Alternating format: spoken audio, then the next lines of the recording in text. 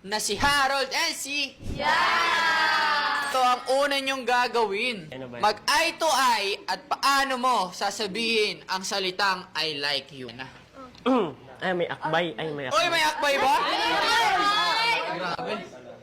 Grabe. Yan na. I like you. Yana, isip!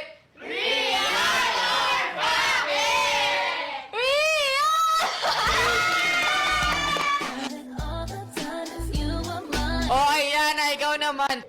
Harold, Hmm? I like you. Okay, Harold, isip!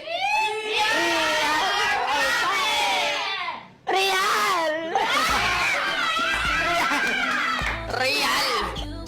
Ito na pangalawa niyong gagawin. Harold, sumandal ka sa balikat niya. Uy!